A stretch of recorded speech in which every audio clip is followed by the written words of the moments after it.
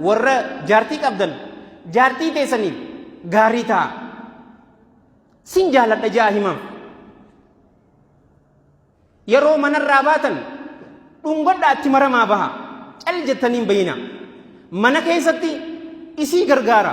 Kun dhiirummaa keessan isinirraa hin irrisu inuma guutuu dhiirummaatirraa hin isinin jaa.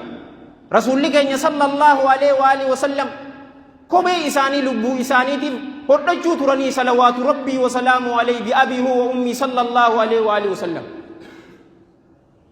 Re'eettii ilmuu turanii mana isaanii asnaajuu turanii yeroo jaartiin teessan ganama subii fuul isinii khashantu yookaan haa jennu killee yoo isinii gootu isin bakka raftan sirerra ta'uu firaasha ta'uu kumbula ta'uu walit dachaastee makaddaasan tarrisuu qabdaan isiniin jaa. Jaalalti tun haara yoomaa dhufti. Jaartii teessan akka gabratti hin laalinaanii.